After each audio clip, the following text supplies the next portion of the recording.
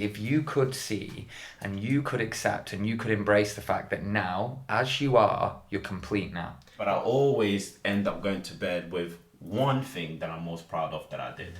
It's an achievement for me. It might be the smallest thing, but I know that I did that to be able to get me going for the next day. This week's guests are Mahama Cho and Leo Oppenheim. Cho is a Team GB Heavyweight Taekwondo athlete, double Olympian, silver medalist at the World Championships, and multiple gold medal winner at the World Grand Prix. He's recently retired from Taekwondo and transformed himself into a coach at the elite level, trying to inspire the younger generations to follow in his footsteps of success at the world level. This matches brilliantly with Leo, who is a coach and real leader, prominent leader in the communities of cold water, breathwork and yoga, really at the forefront of these well-being practices at the moment and inspiring and having a huge impact on the people around him. There's a real infectious energy between the two of them, and they provide a really cool insight into everything performance and well-being and how you're approaching sport, how you're approaching life. And what's a really important thing they bring up is your connection to what you're doing. And obviously for most of us, this is a sport we do day in, day out. And they remind us that we look at all these blocks between you and this present moment of doing this sport and playing. And there's so many blocks of fear, of pressure, of outcome. And how, as Leo puts it, living in that scarcity mindset is another huge one. And how if we can take these out and form this direct connection to this moment, we can really love what we do. And Cho and Leo, they really help to break down these beliefs, break down these thoughts, and come back to what we love. And Cho reminds us as well that we're a big part of getting in our own way and being one of those blocks. So even have a think about that. Am I getting in my own way here? It's a beautiful episode. They bring brilliant energy, brilliant insights, and really hope you enjoy this episode. Please check us out at Human or Athlete on social media or on the website humanorathlete.com. Enjoy.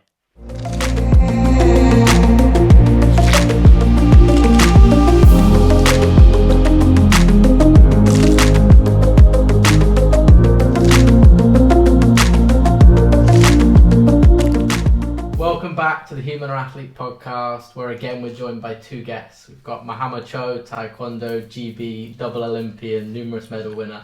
And we've got and we've got Leo Oppenheim, BLOK head coach at Manchester. Head trainer for yoga in Manchester. Very specific title. Breath expert, cold water expert, master of all trades, squash, rollerblading, everything. So we've got a real, gem of all trades here. So let's jump straight in. Cho. Yes. What do you think is the most important trait for an elite athlete straight off the bat? The most important, resilience. Resilience. Reason being, I think this is one of the factors you must have. I think it's got to be continuous, it's got to be consistent. Without that, you will kind of fall off the, shall we say, I call it the progression panel. Mm-hmm. Once you're on that, there's a level of consistency that's needed to be able to achieve the optimal goal, which is becoming, shall we say, an Olympian, shall we say, more than anything else. So I'll definitely say resilience is the most important. What's the progression panel? So the progression panel is when you go from one tournament to another. Not every tournament you're going to be successful at. Mm-hmm. So you need to be able to put yourself back into it again. Mm-hmm. We as athletes tend to, we can have that scare factor of if it will happen again. And this is the mental mind frame you must be able to change. You've got to accept the result that comes with it, and know that the more you learn from those defeats, the better you will become. So it's very important to channel that. So know that, okay, it didn't go too great. What can I do differently for the next tournament? Prepare myself for that. Get back in the tournament phase, and then you will see yourself progressing. And each fight, each tournament, you'll see it get better. So you've got to be very resilient to be able to do that. So it's like managing the fear and accepting that whatever comes with it, absolutely. That's okay. Absolutely. And that is the point of the resilience, is like the acceptance kind of behind that. And that you keep going. Keep going. Yeah, that's it. So Personally, like for me, when I first went into the elite performance, the most important was to just be there. Because I started up, I didn't look like this. I can tell you right now, I was probably the skinniest person in our weight category. The skill set was there, but I wasn't a heavyweight yet. Yeah. So I knew it was going to take years to get there, but the commitment is what was needed first and foremost. Being in the gym, allow myself to build, allow myself to grow, and if I didn't do that, I probably wouldn't be sat here talking to you today. So it's very important to accept the fact that it's going to be a long journey, and I'm going to be battered probably 1,000 times. But the most important is how resilient can I be to be able just to keep bouncing back and keep coming again and again and again. And eventually it just paid off in small bites. Yeah. And afterwards you can kind of grow into that confidence that you need to be able to excel. And that for me was probably the most important phase of my career, basically. I love it. Is there any, and this is kind of a weird question, but is there any consequences to having so much resilience as an athlete? Just to always being able to pick yourself up, always come back. Are there any side effects that aren't about winning or about success that come with that? There's a harsh reality that kicks in as athletes, because obviously you do have that optimum goal of being the best, and not everybody reach that goal. And when you don't, it can very much derail you to go into, should we say, into that dark place, because you start questioning yourself. You start more or less, should we say, put yourself down a little bit more than anything else. But those who have great minds, they tend to know how to utilize the defeats, even if they don't get to the optimum goal, but see as a skill set that they can be able to use as a value for something else. Yeah. And to do that, you must be able to be a great thinker. You must be able to be someone who can reflect a lot and just be able to be positive more than anything else. And I think sometimes it might just take for you just to be alone and just and analyze. Okay, it didn't go great here. I couldn't grasp the achievement that I wanted. But what have I learned? What have I took away from this? And can I be able to take those skill sets, take it elsewhere? Yeah. If this wasn't as successful as I wanted it to be, and this is what, should we say, athlete struggles to do sometimes, because they tend to come out of there and they put themselves into that dark area, and it's hard to bring yourself back out again because there is no real support factor there. So you're kind of left alone to be able to do that. So you see, it's like you're teaching yourself almost than anything else. Even I'm still teaching myself as we speak. And it's one of those, because sometimes the mind can go back there, and if you allow it just to drift too long into that, then you'll find yourself just in that dark side. So it's very important to know how to channel it, how to be able to control it, and how to just be positive around it. The positivity is the one thing that helps you to be able to come out of that. And I think that is probably the most important thing for any athlete. Well, I think we'll get into that more later, but positivity that I know you approach the sport with, and I know Leo surrounds himself with, can sometimes, especially in men and especially in elite sport, can be seen as vulnerability and weakness, right? And we'll get more into that. But I think there is something in the bigger picture to being an athlete, and it's like you said, when the outcome doesn't work, or the career isn't working, or whatever isn't, you going through big injuries is a huge one. You don't know if you're going to be able to come back to the level you want to. It's, what are the values I have? What are the skills I have? How do I deal with it? And it's like they're facing the reality, and that's a really scary thing for an athlete, because it's like, this is who I've been all my life.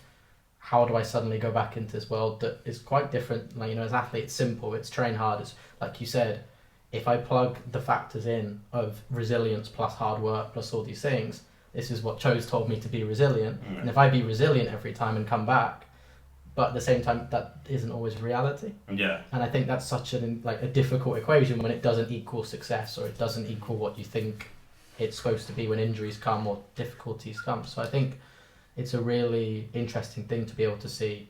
Not interesting, I think it's an important thing to be able to see the bigger picture of your life. Yeah.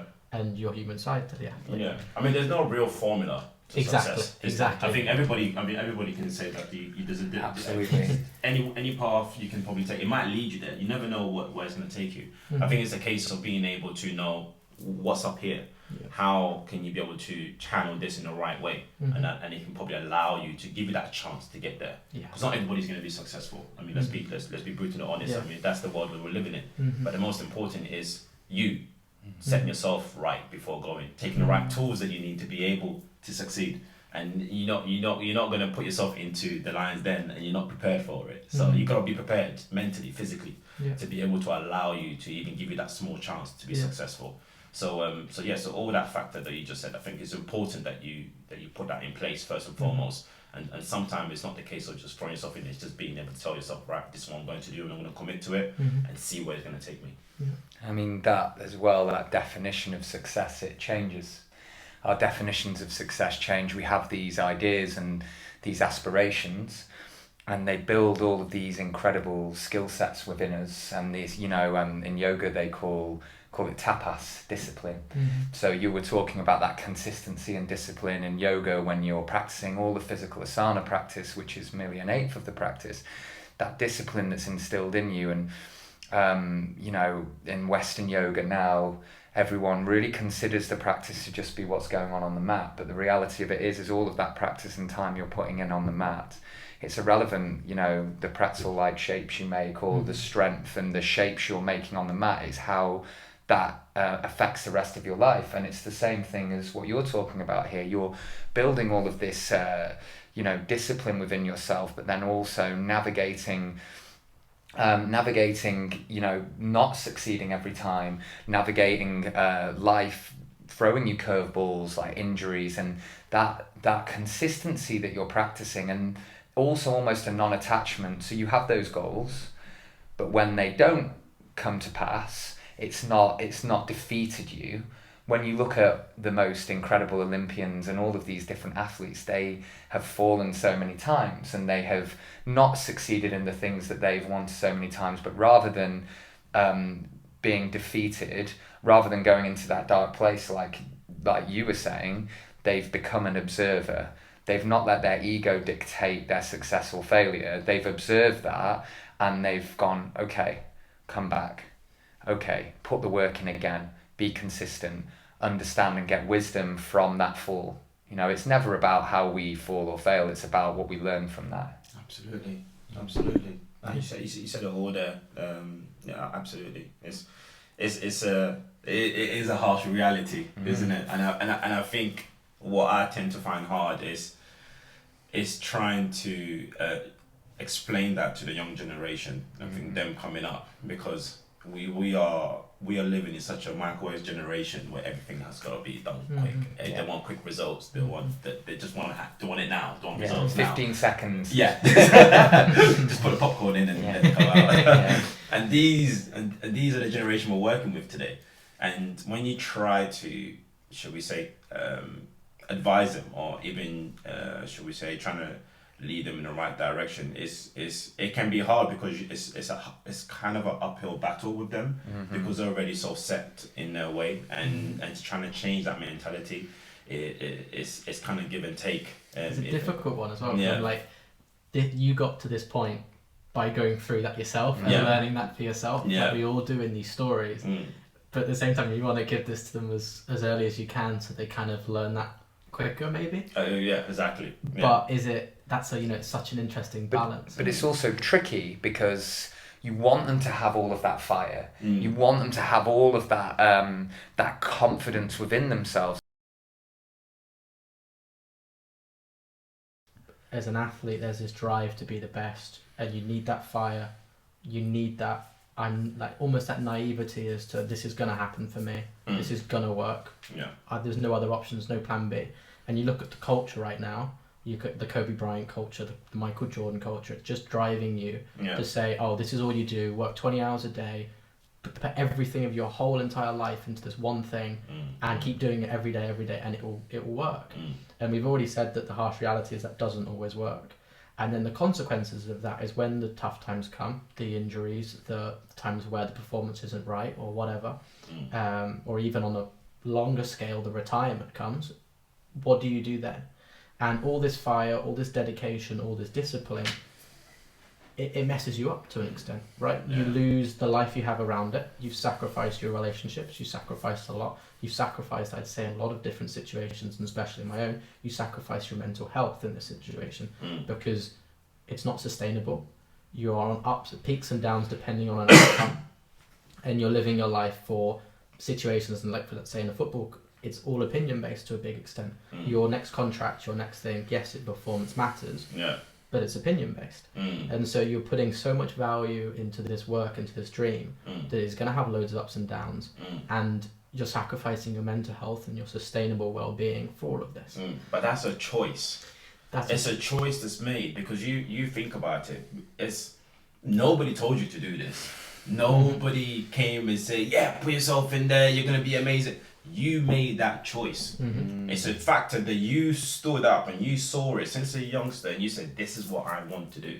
This is what I want to become. So you made that plan, you made that journey. Now whatever comes in it, that's the risk that you're taking. Everything that we're going to do in life there's going to be risk. There's going to be risk. But you got to be able to know, how am I going to deal with the ups and downs? But that's my question. Exactly. How can you be the best athlete and not lose that fire, but at the same time not sacrifice a sustainable, healthy mental and physical well-being?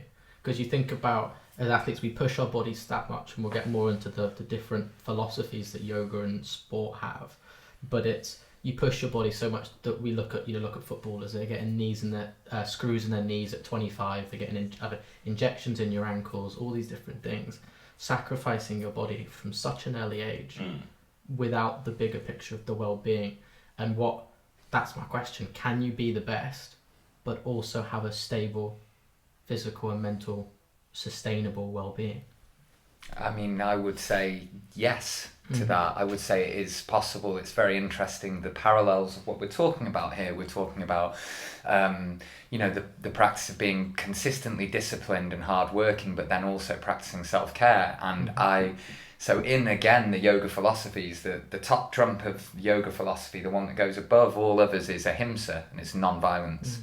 And we apply that to everyone else when we learn this philosophy. First, everyone else, I'm going to be, take care of animals, I'm going to go vegan, I'm going to look after, I'm going to be loving and kind to everyone. And we completely forget about ourselves, our own internal narratives, our own internal monologues, but then how we treat our physical bodies. And when I'm facilitating the yoga practice, I always talk to people at the start of the practices, especially Dharma, about sthira sukha, which is effort and ease, and effort with ease in the postures. And I think that is a perfect balance in the whole of your life. Like, everything is according to your conditions, but your conditions are based on your perspective. So it's having an awareness of your goals and your drive and where you want to move to. But the reality of it is if you're not being mindful of your recovery, you're not being mindful of your rest, if you're not practicing that self-care, then there isn't a sustainability that would allow you to become an Olympic athlete. You'll have all of that fire, all of that passion, but then it's not just fire to the point that you explode and you burn out in an inferno. It's fire, but it is fire that is consistently maintained, because there's an awareness of that yin and yang, that all fire, and then, okay, now it's time to rest. Now it's time to recover properly. Now it's time to nourish my body with beautiful food. And now it's time to rest appropriately now. Because if you just push and push and push your body... And break. Yeah. Yeah, you're going to break. It's. I mean, we've seen it numerous times. Athletes who tend to not think about the recovery. I mean, we're talking during being an athlete, even after being an athlete, and not putting the right protocol in place for yourself. But once that's done, then you got to think about what do I need to do now going forward, and that's one thing that we tend to forget quite a lot, because we're just so driven into one goal, and that's what makes us so good at what we do. And then when that's finished, it's like, right, got to find a new goal. Now you think about when you gotta transition from that, and then now got to look after my mental well-being, my physical well-being now, and you have not been trained to do that, because all you've been doing is pushing. Yeah. All you've been doing is giving 110%. But that's my question, is why aren't we looking at that mental well-being within the pushing, within the career? We as athletes, we're so one-minded. We are very, very one-minded. We literally just focus on one thing at a time. That's what we are like, and we give it 110%. And it will get to a point where we'll probably sacrifice everything for that, and then this will be detrimental as soon as we come out of it. And it happens. Is it not even detrimental during it though? It can be controlled. It can be controlled. The best thing that you can probably be able to do for yourself is how you can be able to go from your training and have somebody, your support system, who can be able to help you to get there. Because the support system sometimes can be neglected.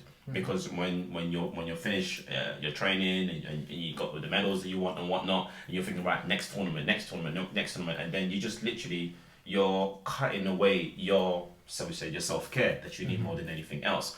And this is what's very important for us to be able to do in between being, shall we say, driving towards being successful and being able to take care of ourselves at the same time. You gotta have best of both worlds. You gotta have that balance. Without that, I mean, you're kind of on a losing battle. And I think a lot of us tend to forget about the self-care side. We don't look at the support system as much.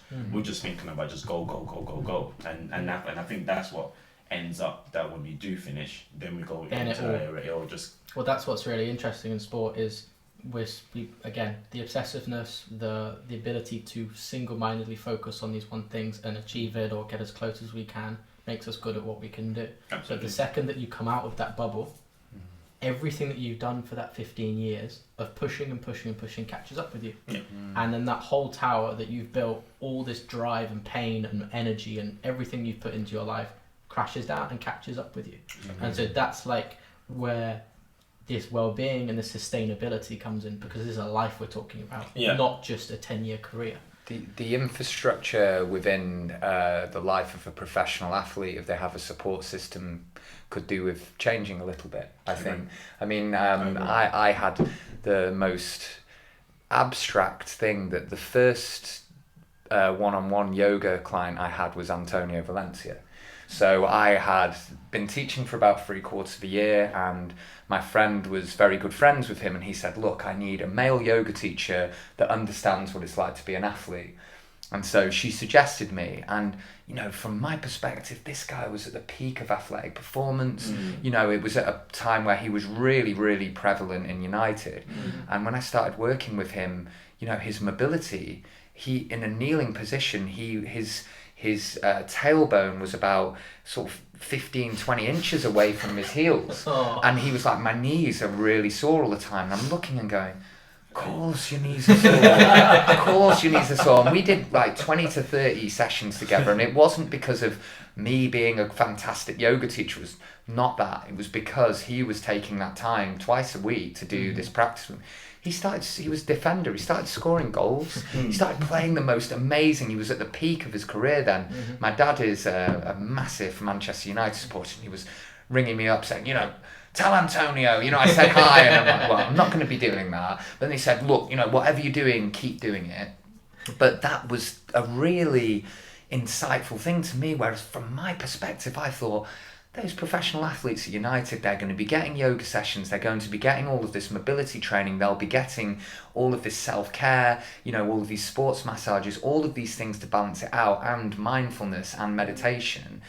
And I was really shocked that, this is a few years ago now, so I feel like it's changed, but I was really shocked at the lack of infrastructure for an athlete's recovery and wellness. No, it's definitely. You just literally triggered a personal experience, and it's and this is recently, by the way, and I don't mind sharing this with you guys.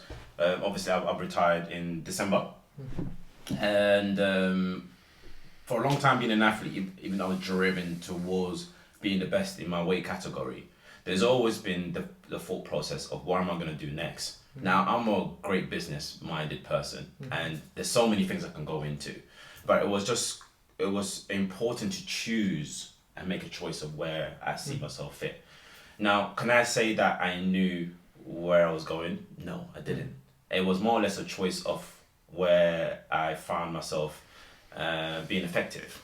And this is one of the things that I did. So for me, it was always been coaching, being able to coach, being able to teach, being able to make a difference and impact within a team. And that's something I've known all my life, and now I want to be able to take that into a team that I'll go into. So as soon as I came out, there was offers to be able to go into different academies and such as. But the one thing that I said to myself is, where can I make a difference? Where can I be able to have the same goal, the same hunger that I had inside me when I was a child, to take that into the job that I'm going to go into? Now, I tripped as soon as I went to my first job.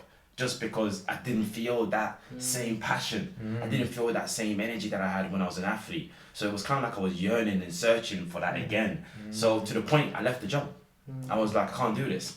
Even if it was a great job and it was a great opportunity, but I didn't have that fire that I was looking for. So it's kind of like this search that I've been looking for to be able to, should we say, recover what I had before. So I'm looking for replacement, and this is what we as athletes will tend to do. We will look for something to replace what we miss. It's like losing your first love, and you're like, right, I'm gonna have to find another love again. And it's that concept for us, and this is the battle that I was going through, even to the point I even thought about coming back, being an elite athlete, because that's all I knew.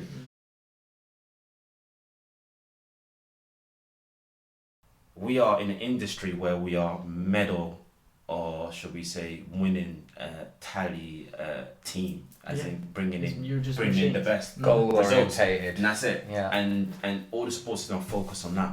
Exactly. They give the time and effort towards that, and they're driven towards that. So they're not thinking about the stability of what they're going to be like afterwards. All there is just one goal purpose. So now it's important for us to be able to tell our athletes, or those who go through this journey, to be able to help themselves and find that support system that they need to be able to come out the other side, so where they don't have to sacrifice their mental well-being. So they come out much better within themselves, and they know what they're doing the moment that they come out that side. But it is doable. It is definitely something that we can be able to succeed in, meaning being driven and taking 110% in what we're doing, and also coming out the other side without sacrificing this is why we're here, because this is why I think this is what Human Are Athletes about. This is what having two guys like you, who both understand and have experienced this world, collaborating creates an impact and change. Because my thing is that as an athlete, let's say you're going through and everything is about performance, right? Yeah. We know the culture is about performance. The money goes to the winning teams. The better you do, the more money you get, right? Yeah. It's that simple. Yeah. And so everyone just wants the return on their money, because that's where success comes from. 100%. And that's the culture at the moment. So how do we, I guess for me, the support system is understanding, especially in the younger athletes, and trying to really attach the ideas. Let's look at breathwork, right? We'll get more into what it's behind. That's come around the last 2-3 years. You look at, it's been around for ages, but it's been reminded of, the culture's been come back. And that's because they found ways to prove that breathwork helps your performance.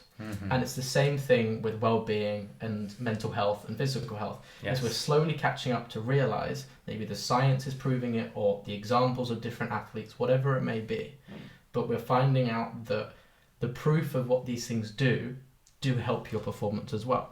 And so it's like, for example, we're looking at it, if there's a really interesting book I'm reading at the moment called Skewed to the Right, which is all about the psychology around the mental health of athletes. And it's that they don't want to talk about where their fire comes from. So let's say the trauma, the difficulties they faced, which is their dark energy that they use. They don't want to talk about that, because in their mind the belief is that takes away from their fire. That takes away from their dark energy. So meditating, yoga, breathwork, slowing down, that takes away from the speed and the performance of what they think they're getting.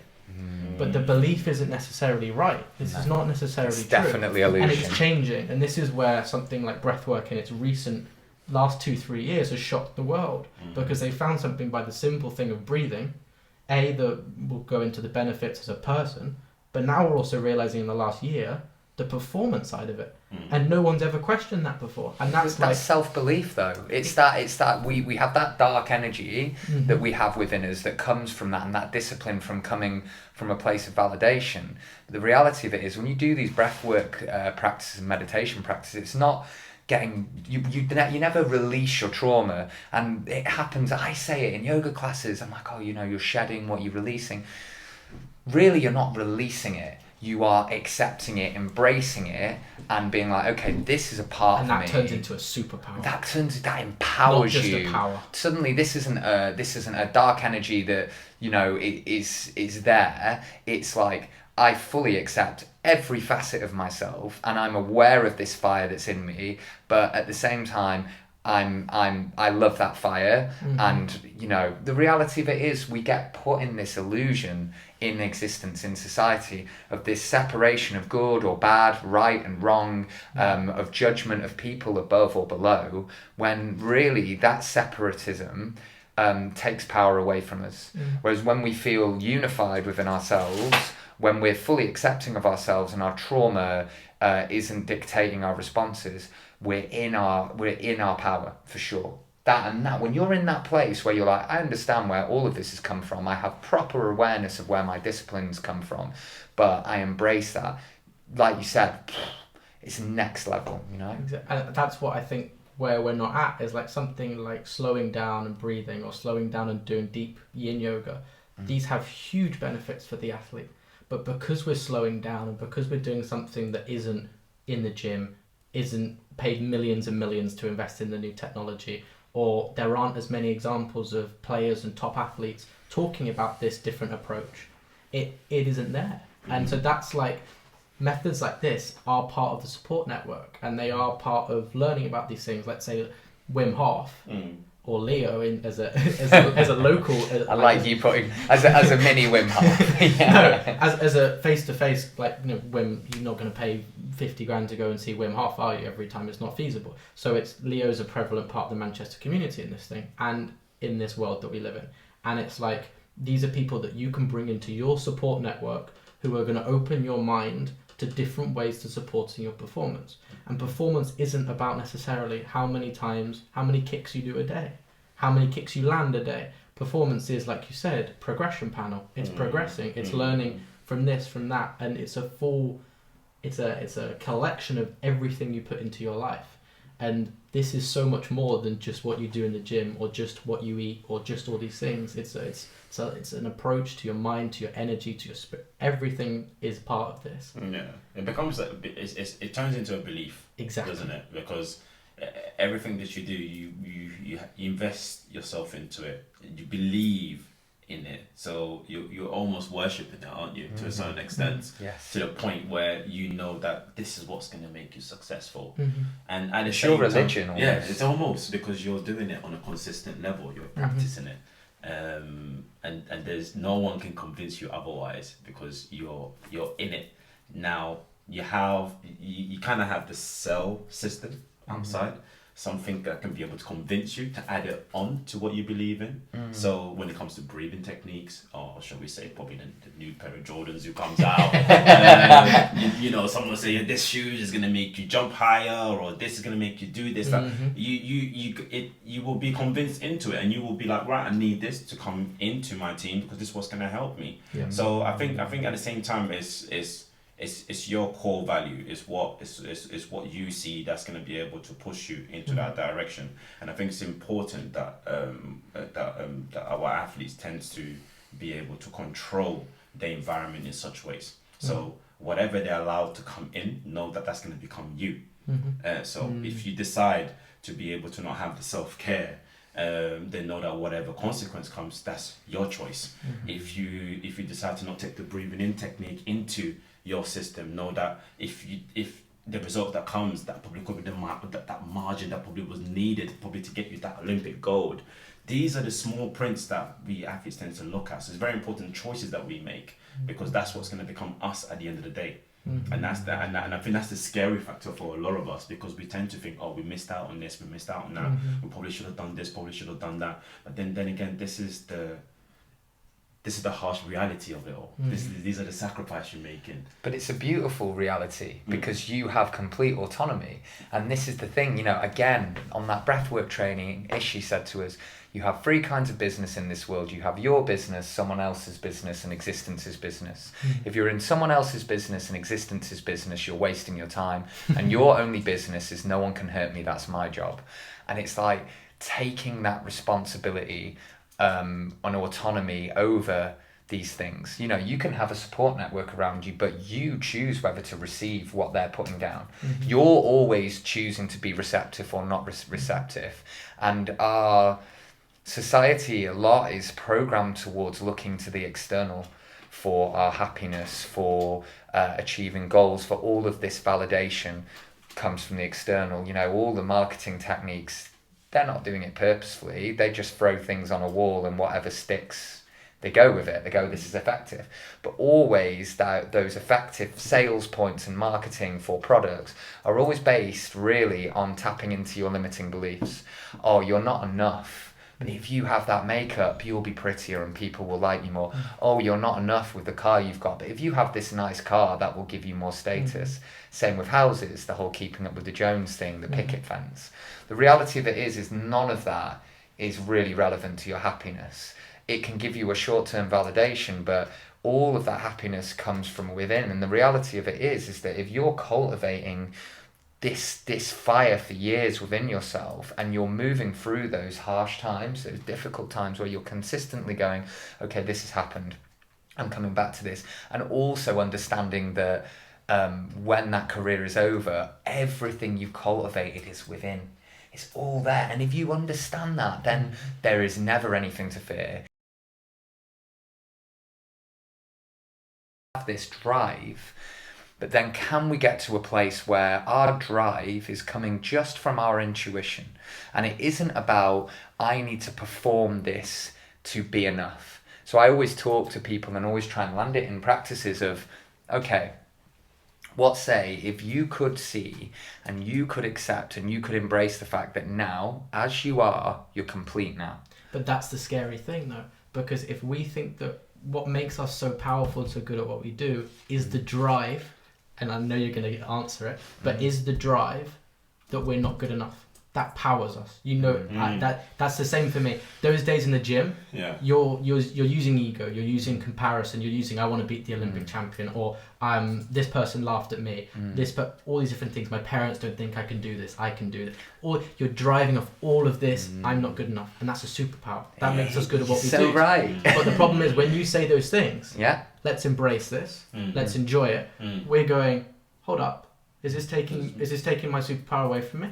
Is this taking my hard work that makes me so good at what I do? That's why we don't want to go there. But then that is a place of being aware of, are you in scarcity or abundance? Are you in a place of scarcity where you think things will be taken away from you? And I say all this stuff. I had a roller disco business. I became a rollerblading instructor, right? I was like, I want to be a rollerblading instructor. And my dad, my brothers, they were like, no way, you shouldn't do that. That is a mistake. Them saying that to me gave me all that fire and drive. I ended up with a roller disco company that I had for 7 years, where I was working at the weekend and making more than twice the amount of other people that were working full time. And I was just working at the weekend. So I understand that drive and where that can come from as well. Now, this whole idea and concept of you're complete already, that doesn't mean I'm complete, I'm going to sit and do nothing. That is, I'm complete. Where is my deep fire and my deep intuition taking me now, where there's no limitation, where there's no scarcity? I am in a position now where I love myself. But what is my fire telling me? From my perspective, someone can be a stamp collector, right? They can collect stamps. If that person is passionate, I could sit and listen to them all day. And really, if you're passionate, it doesn't have to come from a place of scarcity. If you're in your flow, if you're in that place where you are really, really following the things that truly resonate within you, you will work really hard. You will put all that effort into it because there's love there. And incidentally, when I did the skating professionally, I was super driven. I loved it. I was really passionate about it. I was in my flow. And I got sponsored by this company that was the one company out of any company I wanted to be sponsored by. A company called Seba, based in France. They flew me over, did an intro video, gave me all these new skates, started paying me, asked me to be the manager for their UK team, all of these things. I then went, I really have to make sure that these people know that I am good enough for this role. And I started consistently every day going, right, I'm skating for 4 hours a day. Whatever happens, come rain or shine, I'm skating for 4 hours a day. I ended up hating that. I got to the point where because of that, I had this drive and this goal, which I wasn't expecting that, because it's that other thing where we have expectations. I was like, I love that company, I'd love to work with them. I never had it in my head that I'd work with them. And then the universe gave me that. As a result of the universe giving me that, I then managed to turn that into a scarcity, and that actually I ended up taking my skates off, and now I do ramp skating about once every half a year, 3 months. When I do it, I love it. I'm skating better than I've ever skated before because my body moves well, but the enjoyment went. And that's what can happen when this drive becomes, this dark energy becomes poisonous. Whereas had that happened and they'd given me that sponsorship and I'd gone, do you know what? Like, I feel good in myself. These people see me clearly because they've already given me this role. I'm going to enjoy what I'm doing and not apply this pressure to myself and practice this violence towards myself. Who knows where that would have gone. But the reality of it is, that happening, me not doing that as a career anymore, led me to have a successful roller disco business, led me into yoga because my body was broken, led me to all of these different paths that nourish me, give me true joy and give me happiness. So whenever that career and that idea and that identity we have changes, it's for a reason. We spend far too much time going, this is my name, this is my role, this is what I do, this is what defines me. And that breathwork training I did in Ikaria, we were doing deep trauma therapy in that. They went, the first 2 weeks of this month, you're not learning how to be a facilitator. We are doing about 5 to 10 hours of trauma therapy on you a day. And I remember about 2.5 weeks into that training, doing hours and hours of meditation and breathwork, literally feeling like I was nothing and nobody. And I've never felt more peaceful, more content, more joyful in my life. Because suddenly these pressures of this identity that I needed, but as in terms of facilitating, I've never facilitated more powerfully than that, than when I came back from that. Do you think you can be an athlete with that? Yes. Yeah, I do. I think if they started putting in and developing programs where they worked deeply with athletes on their trauma, where they got them in sharing circles, where they did like deep breath work and sat afterwards and said, here's a journal, you can write down what's come up for you in this session. Okay, we've got a space for the next 30 minutes to talk about this, almost like therapy that you would get in an A&A session. And, has anyone got else something to say? And you'd find first few days no one would say anything. One person would say something, everyone would open up. That in terms of teams, if you were on a team, that would create this, that those people on that training, they were like my brothers and sisters by the end of that month. We knew everything about each other. We knew each other's vulnerabilities and trauma, but we weren't sharing that with anyone else. But that gave you so much power. It gave you so much power because it's coming from a place of not scarcity. It's coming from a place of I am complete here, but I am passionate and I love what I do. What do you think, Joe? Definitely. No, Leo, you definitely preached it there. That for me it was just listening to you there was literally came into mind, and this is literally just right now. Your passion turns into your objective, and your objective turns into your belief. Well, I mean, from my perspective, breath and cold water actually, and deep forms of meditation, they are a sort of streamline, almost like a fibre optic broadband connection to the present moment, right? Well, maybe okay, with meditation, it takes a little while. There's lots of thoughts going on. Even breath work, you're breathing. You go, why am I breathing? You go in a freezing cold body of water, you are not thinking, right? You get in that water and straight away, all of they call it chitta vrittis in yoga, and it's a term that's been around for thousands of years, and it's Sanskrit for whirlpool, the whirring of the mind. And the practice of yoga has always been about, a large part of it, dissipating the vrittis, the whirlpool. And when you go in cold water, you're present. You're in that present moment. All of this intellectualization, all of this thinking is coming from, I'm worried about what's going to happen in the future, or I'm angry and I regret what has happened in the past. When that is all Maya, it's all illusion. The only thing that is going on right now is now. And if we're not in this now, this moment, how can we, if you have all of that stuff going on, it's like a cloud. It's like you've got a lens on a camera that's a bit dirty. When that lens is clear, you're present. And I really believe cold water, combined with breath work, you do that breath work, the breath work itself, you literally feel it. I could do a 10-minute breath work session with you, and you would go from all of these things that you've got to do. I need to do this today, I've got to tick these boxes. your mind's clear. Your mind's clear, your nervous system's then prepared if you're combining the breath work and the cold water. You're in your fight and flight and your rest and digest. Both nervous systems are active at the same time after you've done this short bit of breath work. When you go in the water, your shock response is reduced as a result of you already being in fight or flight, but your mind is calm and meditative. Now, the cold water practice, I could list physical benefits, a lot of physical benefits, and they've done at least 23 scientific papers now that are proving all of this. But on a mental level, it's clearing out your mind, it's clearing out all of that scarcity and that negative energy. It's giving you this feeling that you are limitless, because you can go in a freezing cold body of water and sit in there in meditation in calm and peace. Now that actually also has vagal toning. So when you have the water on the back of your neck, your vagus nerve is your wandering nerve. It's on it's to all the extremities of your body. It's a form of vagal toning. So what it means is that in the rest of your life, your body at that point is under stress. In that freezing cold water, it's reacting, things are moving, the blood, the lymphatic system, the endocrine system, everything's moving at a rapid rate.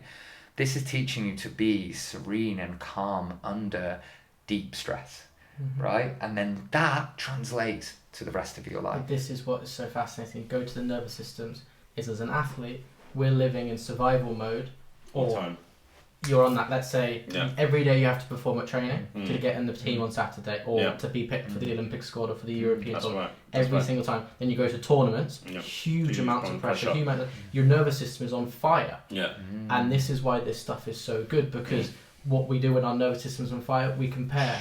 Our minds go crazy, we're overthinking, am I doing enough? Am I working hard enough? Is this going to help my performance? And all these things dirty up our lens. Yeah, self-fulfilling prophecy. Exactly. We're worried about not performing, and then we don't perform because we're worried about not performing. It's like we're slowly burning, isn't it? I mean, we're in the training, and there's pressure there already, and then you go to a tournament. Okay, more petrol. Have you found that in your own career that 100%. This has triggered maybe like worse performances, maybe injuries, stuff like that? Do you think that's built up? Because I know it has for me. 100%, 110%. You make choices every single day, and when we're talking about being able to create your own environment, I find this is who I am as a person. My surrounding is a playground. I must enjoy it. I gotta have fun with it. With the people that surround me, I gotta connect as much as possible. I talk to random people without even knowing who they are. That's the type of person I am. And my partner, I'm literally nodding at you. You know what I mean? I just engage in such way.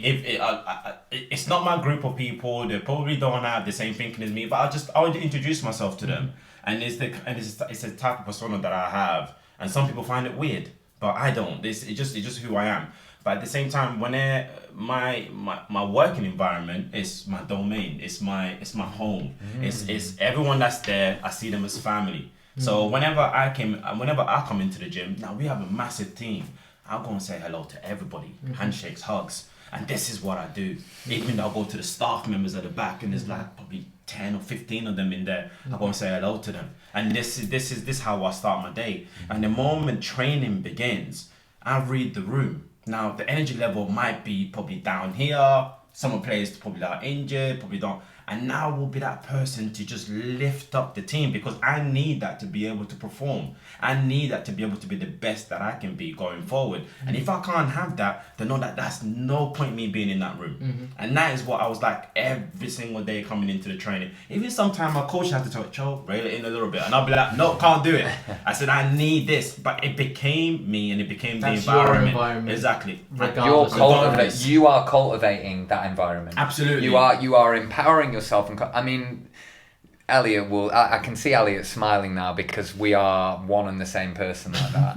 I will, go to the farm club on a Saturday morning. There's 65 people there doing the cold water and breath, and I end up having the most beautiful chat with the woman behind that makes the coffee, and actually my daughter's suffering a bit with mental health, and then end up sending them a voice recording and a breath work. And because it's like, that if you show up in that way, then you are not only you're cultivating an environment where the energy is raised, that is, you're absorbing that environment then. Yeah. If that, anything that you do could be considered to be selfish or selfless based on a perspective. Absolutely. But if I'm in an environment that is energetically a little bit lost and a bit low, I am that person like you are, and that is you taking responsibility for your environment. And the reality of it is then having awareness at the same time that if that isn't being received, not only is that not the environment for you, but you're not the environment for them.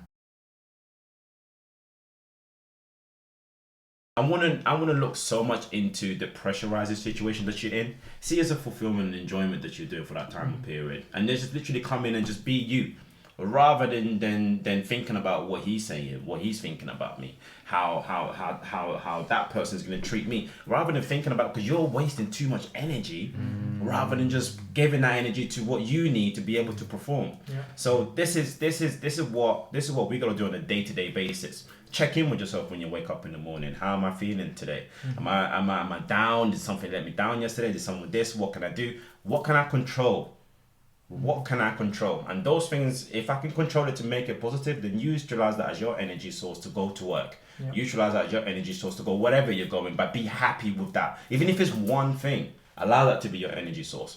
And if it's nothing, create it. Fine, just create it. Just like make up. The Americans are so good at that. I mean, when you look at I love that. If there's nothing, create it. Because look how they pump this. I love watching some of the Americans. I mean, the belief system might not be there, but they will create that belief to the point you believe them. Yeah. Do you know what I mean? Whenever you see an American, hey, how are you? Oh my God, that's so amazing. And it's like, that was a very stereotype. However, I did go to Jamaica once and it was like that all the time. And do you know what? I thrived off that. I was like, these people, they're giving me that energy. I'm here for it. I'll receive it. Not, oh wow, this person's really enthusiastic and optimistic. God, that's annoying. Yeah. And that, it's all how we receive things. I always end up going to bed with one thing that I'm most proud of that I did. It's an achievement for me. It might be the smallest thing, but I know that I did that to be able to get me going for the next day. Amazing. So for me, this is the small steps that you take to be able to shall we say, to gain in that energy, or should we be creating the energy that you need to be able to share. Because obviously this is what I want to do. I want to be able to share that energy. I want to be able to inspire. So for me to do that, I've got to make sure that I'm practicing that every single day. So if a day goes by and there's no sense of achievement, then I'm saying that's kind of a failure for me. So alright, what's tomorrow looking like? What we're going to be able to do to be able to channel it in. And that's the ongoing process for me. But you'll create something. You just said it then. Yeah, exactly. exactly. If there's nothing that I'm particular, I'll think about it. And in yoga, that is the practice of gratitude. So actually, there's so much in the yamas and niyamas and the yogic philosophy that, everything you're talking about, I'm like, oh yeah, that's this yama, that's this niyama, that's this, and it's all there. And if you have this approach where you have awareness of all of these different things. I mean, I remember when I did the first yoga training I did, and they told me about the yamas and niyamas, and I've never been a religious person. I've never really, had this set of belief systems or anything. And I just heard these and I was like, wow, like this resonates. Everything they are saying, I'm picking up what they're putting down. And that became a template consciously and subconsciously where I was like, I really, really want to exist in this way. And of course, I definitely haven't. I've fallen. Like I've made mistakes. I do things where I'm like, oh, in retrospect, I wish I'd done that differently. But this is all, it's interesting, this idea of, there's a professional athlete and there's someone who is a yoga facilitator. There's all of the undercurrents. There's so much. And that's what we forget, I think, as athletes, is what I think you do and what you preach is so important, is that we have different words or we have different things to describe it, or a lot of us are disconnected. I think there's a lot of problems with this ego and performance things that comes. But you talk about inspiring people, you talk about doing good. It's all connected and interwoven into everything else. And we get so isolated and stuck in these bubbles of performance and outcome and medals and success that we lose A, connection with the simple stuff, and B, that everything's connected to the yoga, to the breath work, to all these different ideas of life. And we think that because we're an athlete or because our coaches say this or whatever, we trust the culture and the environment that isn't always right, or that we keep getting fed. And we lose ourselves in that. And we lose connection. And so it's that openness as an athlete that your well-being, which is who you are, your instincts, if we break it down, and what the most important thing today I think has been, is trusting that instinct within our well-being. Yeah. And then for me, I think the well-being is the source of our energy to go and perform. Yeah. The instincts is the source of our energy to go and perform at the best level that we can. What I want you to do, Elliot, this is because it's, I like that. I've been challenged here. No, seriously, what I want you to do here is, I think you need to be able to just love what you do and just do it for the love of it, and not think about anything else. Don't think about the results. Don't think about who's coaching you or who's teaching you. Just do it because you love it. Be a sponge. Absorb everything, and don't limit yourself. Practice of non-attachment. That's it. Aparigraha, he's doing it now. That's exactly what you're talking about. Practice of non-attachment. Again, yoga philosophy. It's in there. And then you love it. Yeah. You love it.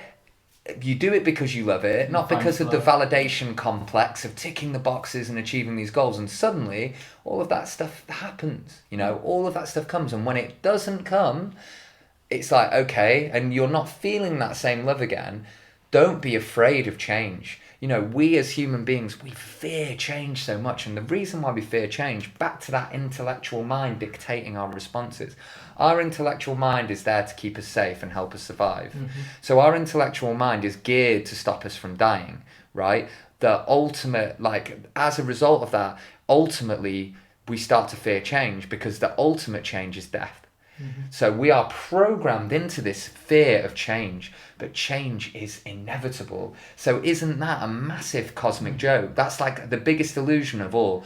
We fear change, but change is the only thing that is a certainty. It's the only thing that is certain. There's never a constant, there is always change. So if you put them together, love what you do, be present with that, and things will change, and trust that. 100%. Yeah, 100%. done. Give me that on a 100%, plaque, man. I'll look at it every day. 100%. For me, I think you got to just make it simple. Don't complicate it.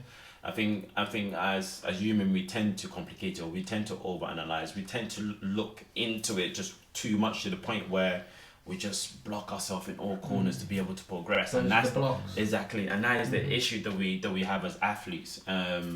It's just the concept of, you went from grassroots where you love what you do, and now you're at the elite level. You're like, right, I gotta put the magnifying glasses on and be like, right, where do I need to look in? And just like, no, just carry on what you've been doing.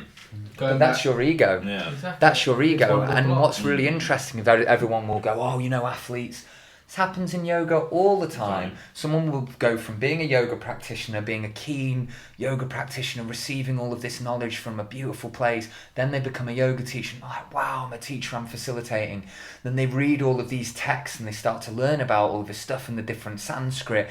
And they go, I'm becoming a really knowledgeable teacher. I've got all of this knowledge, and and they're passionate and they want to put it across into the world. But then what happens is the ego comes in quietly, sneaks in there, and then the next thing they're teaching a class and it's spoken all in Sanskrit, not because the people are going to understand anything they want to say, but I want to show you how knowledgeable I am. I want to show you how spiritual and knowledgeable. I'm so spiritual and knowledgeable, and suddenly, without realizing it, they've put themselves above everybody else, and this is called the cosmic joke in yoga. Sounds like some of these coaches that I know. But this is the cosmic joke in yoga, where it's like, from a practitioner becomes a yoga teacher, picks up all of this knowledge, does all of these beautiful things. We're going around in a circle, does all of these beautiful things, learns all of this information, starts facilitating, starts telling them. Suddenly the intellectual mind gets involved, suddenly the ego gets involved. You're right back where you started. You're right back where you started, and that's okay. It's just having an awareness of that and going, okay, I'm back where I started. Let's become a beginner again. Let's become a sponge. Dharma, on the training, on all the manuals, every page, be receptive. Says in the top corner, be receptive. And he says, be receptive to the grace of God. And it's like, his version of God is the energy. It's the infinite expansive energy. It's not a person sat on a pedestal with a beard. It is just that energetic, but being open and receptive to everything, No, 100%. To end on it then, it's kind of loving what you do, And as you grow and as that expands to what it is, it's trusting your instincts and being a sponge, being receptive, and understanding that whatever happens, wherever your career goes, wherever your life goes, it's going to change, and that's okay. Yeah. Absolutely. That's a one way to put it. That's a good way. Thank you. That's a good way to Thank put it. you very much for coming on, guys. No, pleasure. Thank you so much. Thank you for having us.